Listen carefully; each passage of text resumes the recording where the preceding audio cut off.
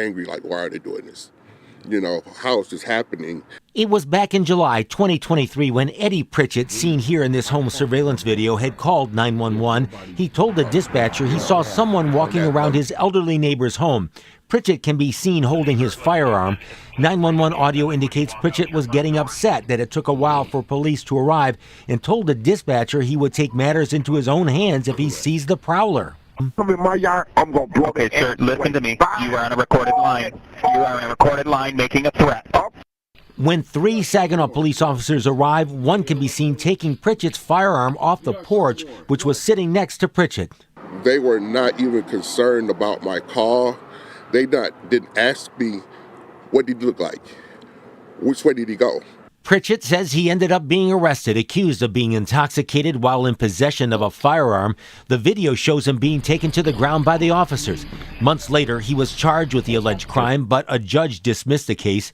Now, Pritchett is suing the officers, claiming in this federal lawsuit that his Fourth Amendment right to be free from unreasonable seizures was violated and that the officers used excessive force. His attorney, Michael Edmonds, writing in the complaint that it was not unlawful to possess a firearm in one's house, even when intoxicated, and claims the porch is an extension of the house. Pritchett, a disabled veteran, says the arrest took a toll on him mentally. They need to be held accountable because you just can't treat ordinary people like this that's not doing anything nefarious or breaking the law. And I think there needs to be some accountability, and I think it needs to start from the top. And Saginaw Police Chief Bob Ruth did not want to comment on the pending litigation against police officers Isaac Heinz and Rebecca Heinz. We have learned that Ethan Morrow no longer works for the department. Good morning and welcome to the Bad Apple Report. It's 7:30 a.m. bright and early right here at home on the range. Thank you so much for being here today, folks. I really appreciate you. And we are going to start our day out looking at this fella. What did he do? He's a mighty skinny fella. Somebody get this guy a sandwich. Actually, he looks like some kind of a spineless sea creature, or maybe a praying mantis or a stick bug in uniform. All right, we'll just leave it with, he looks like Megyn Kelly's index finger. That's the last insult for that guy. JPD confirms the arrest of officer in Lexington. It says here, according to booking information that appeared on the Mobile Patrol on Monday evening, Trout was charged with domestic assault by intimidation. This guy? Who's this guy intimidating? Aggravated burglary and vandalism. Oh my goodness. Okay, maybe he's stronger than he looks. Here's some additional information. Booking information shows that Officer Trout, see, I told you he was some kind of a sea creature, age 36, was booked into the Henderson County Jail at 10:54 p.m. on November 21st, before later being released on bond at around 11:20. Then a.m. the next day, he had to spend the night in jail. We're currently working to gather more information on the cause of his arrest. Oh, come on. Jackson Police Department has been made aware of the arrest of the officer, Terry Trout, by the Lexington Police Department on the night of November 21st. Terry Trout has been employed with the JPD for 12 years. At the time of the incident, Officer Trout was off duty and is currently deployed with the Army National Guard. They'll take anybody. The circumstances surrounding the arrest remain under active investigations in accordance with established department policy and standards and procedures. During the pending criminal investigation, the Jackson Police Department has placed Officer Trout in a non-enforcement status due to his current military deployment. Well, okay. That's what we got on that skinny goofball. I appreciate you being here, folks. Let's move on with the show. Next, this one shames. This is a tragedy in many respects, but people at the Department of Homeland Security, I know there are great people there that come to work every single day and do their jobs and do it admirably. Unfortunately, Mr. recently married back here is not one of those people. He works for ICE, and he is an auditor for them, a civilian employee. When he was arrested, he said, "I'm ICE boys." Well, unfortunately for him, we locked him up, we put him in our jail. He got reappropriated to our jail, and my understanding is he helped send people to send federal authorities. I think he's going to see some federal authorities because I think the feds are going to take this case. A Hyattsville police officer accused of child. DC News Now's Tim Reed has more details on the investigation tonight from county leaders. I'm here at the Hyattsville Police Department where Corporal Jonathan Monhay has worked for 5 years. Today I spoke to Prince George's County Councilwoman Juanica Fisher, who tells us these allegations are troubling. But when people abuse their badge, they have to be held accountable. The charges against Corporal Jonathan Monhay include sex abuse against a child and rape. Hyattsville is part of Councilwoman Fisher's district and calls the allegations against the officer a stain on the department. But officers are there to protect and serve, not manipulate and abuse. And I know that our justice system will find out exactly what happened and what the appropriate action should be. The state's attorney says because of the child's age and the allegations, no additional details are being released. The Hyattsville Police Department is conducting an internal investigation. Juanica Fisher says the officer will have his day in court and has this message for her community. Sexual assault and rape is never tolerated here in Prince George's County. Color me surprised at this Daytona Beach police officer being arrested and charged with battery. All right, where are they recruiting for these cops? At a street takeover? This one here looks like the ringleader of a street takeover gang. And they noticed her leadership skills and said, hey, come join our gang. The brief says it's an officer with the Daytona Beach Police Department who was arrested over the weekend and charged with battery. Jasmine Harrell's the officer's name, who has been with the department for 3 years, is accused of punching another person in the face after an argument. Harrell's been placed on administrative leave pending the outcome of the investigation. But here's the whole story. Daytona Beach, Florida. A Daytona Beach officer was placed on administrative leave after she was arrested following an investigation into domestic battery. And Jasmine Harrell, who's been with the department since August 22nd, 2022, was arrested on Saturday, November 22nd, and charged with battery with bodily harm, according to the arrest report. What we know, police responded to a residence at Shady Place, naturally, in Daytona Beach, in reference to a battery that had occurred. The arrest report said officers talked with a woman who had a bloody nose, blood on her lips and chin. Uh-oh, little lover's quarrel there, Jasmine. Officials said the argument began after Harrell, the victim, and 2 other people drove to DeLand to have drinks at a bar. While at the bar, Harrell became upset at the woman for talking to an older man. Woo! Oh, lordy. Yeah, girl. Okay, after getting into a verbal argument with each other, Harrell, the victim, and the rest of the group left the bar to return to Daytona Beach. The police report said the argument continued inside the vehicle on the way to the residence there at Shady Place. Shady cop heading back home to Shady Place. Once back in Daytona Beach, the victim went inside the Shady Place residence to get her belongings when Harrell pushed her onto the bed and punched her in the head. According to the police report, if nobody can have you, you know what I mean.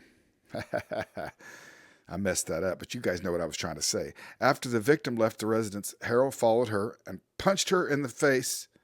Wow. With a closed fist, which caused the victim's nose to bleed. According to, she is just not having it. She will not let her go. Allegedly, the victim, who told police she and Harrell had been in a relationship for over a year, said she didn't want to press charges. Harrell was taken into custody and booked into the Volusia County Jail. Quote, this type of behavior is not representative of the values of the Daytona Beach Police Department. Well, by looking at her, you guys don't have very high standards when it comes to hiring people. I can tell just by looking at her. Okay. Anyways, the Daytona Beach Police Department said Harrell has been placed on administrative leave pending the outcome of the internal investigation. All right. That's the story on that bad apple from Daytona. Thanks for being here, folks. Let's move on with the show. The same conference in Hawaii, the same educational training, but vastly different price tags that taxpayers picked up. Orleans Parish Civil District Chief Judge Nicole Shepard spent $5,000 in public money, while 2 of her fellow judges spent less than half of that. I I'm flabbergasted. Court records show Judge Shepard traveled to Hawaii in September 2023 for a judge's conference. She arrived 2 days before the conference and stayed the night after it ended. After combing through public records, we found that's not the only trip she took. Since 2021, we found the Orleans Parish Civil Court reimbursed Shepard for more than $40,000 taxpayer dollars for travel. Yeah, that's too much. That money paid for trips, which were legal, to Hawaii, Minneapolis, Las Vegas, New York City, and Napa, among others. Government watchdog Rafael Goyeneche has tracked judicial spending for years. She has an appetite for travel. Orleans Parish Civil District Court records show reimbursements to 21 judges for travel since 2021. The total cost, more than $206,000. Remember, Chief Judge Shepard spent nearly 20% of that herself, $40,000.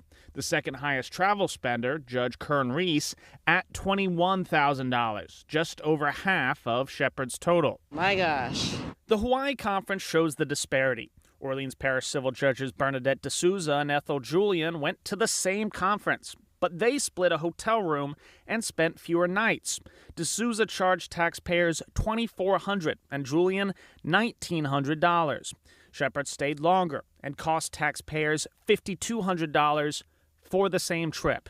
I believe that Judge Shepard could have spent $2,400 and probably walked away with the same amount of knowledge as the judge that went and spent $2,400 on travel. The travel money comes from a fund that also pays for equipment, translation services, and work around the courthouse. It should go to the court system. It should. This travel disparity between the judges of civil district court, one judge versus the other 20 judges over a 5-year period of time, suggests to me that the Supreme Court needs to re-examine some of their annual fiscal cap.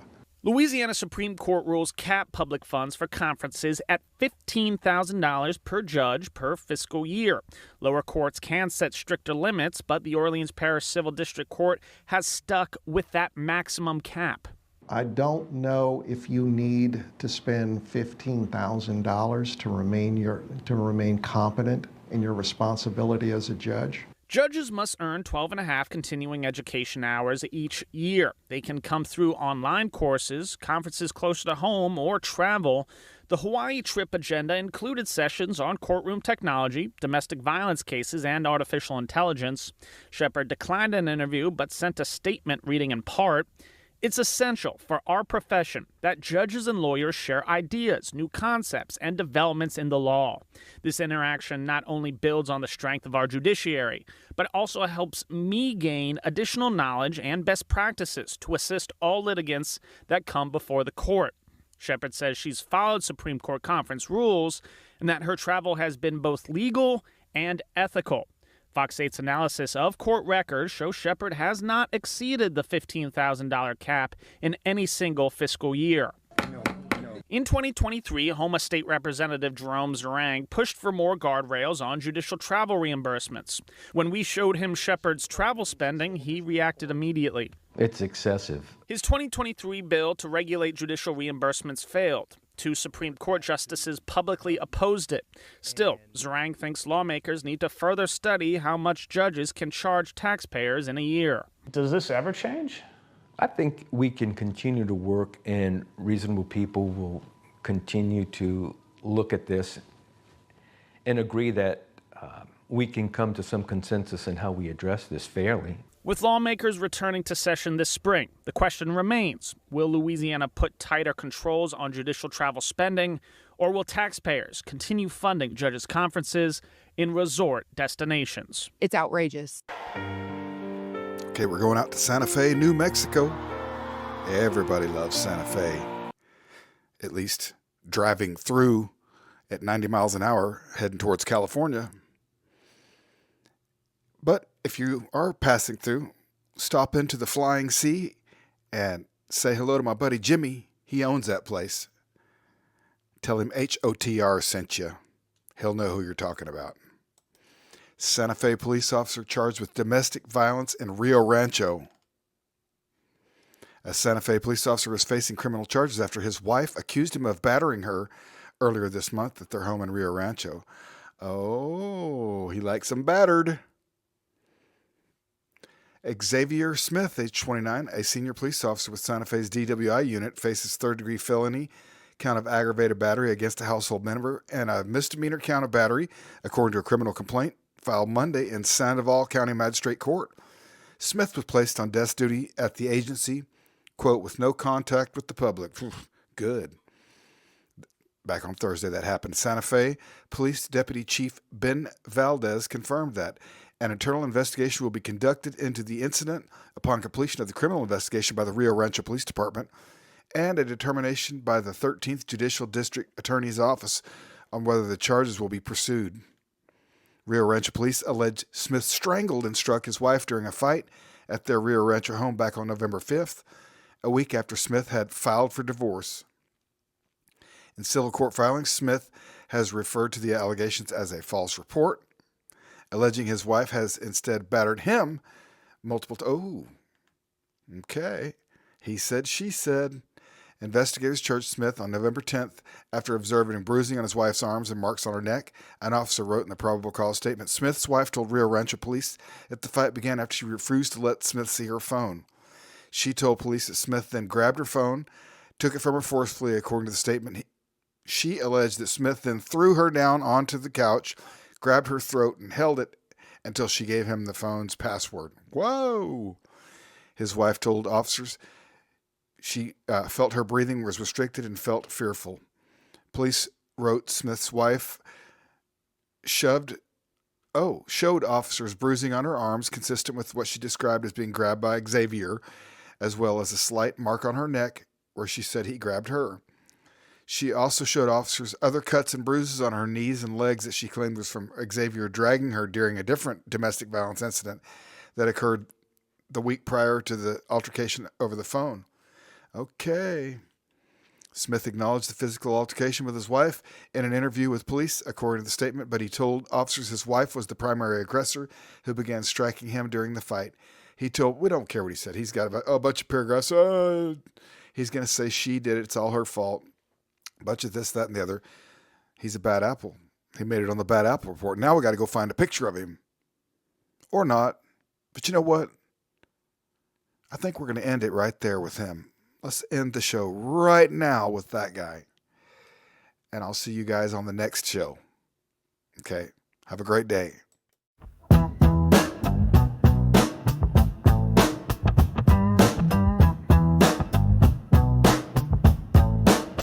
I fell down hard.